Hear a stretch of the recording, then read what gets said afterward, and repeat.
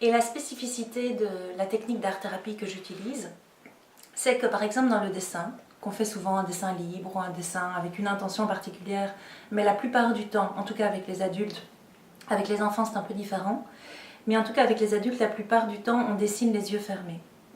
Déjà, ça permet au contrôle de ce qu'on appelle généralement le mental, qui est en fait simplement le fait de vouloir tout savoir, tout contrôler, tout décider, et du coup de se juger.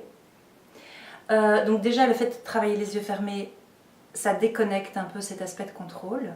Et ensuite, le fait de découvrir son dessin une fois qu'on ouvre les yeux, permet de faire des liens que l'inconscient offre en fait tout naturellement. Quand je dis l'inconscient, c'est simplement ce à quoi on n'aurait pas pensé, pour simplifier les choses, ou ce dont on n'a pas conscience. Voilà.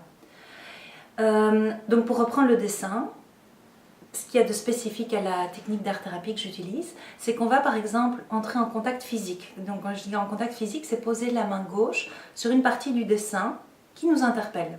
Quand je dis qui nous interpelle, c'est qui ne nous laisse pas indifférents.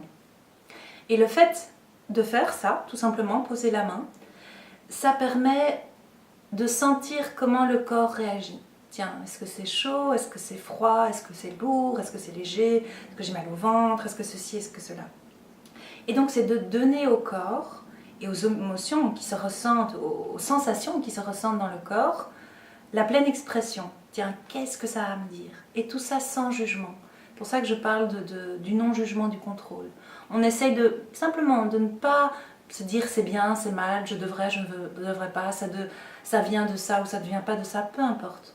On va dans la vérité de l'émotion et par différentes techniques, que ce soit des techniques de thérapie énergétique, que ce soit par la musique, le dessin libre, la terre, différentes choses, tout ça ce sont des vecteurs qui permettent à cette émotion de se fluidifier et quelque part de trouver son issue. Parce que le but d'une émotion, c'est comme l'eau, c'est de trouver l'endroit où elle va pouvoir se libérer et voguer tout naturellement.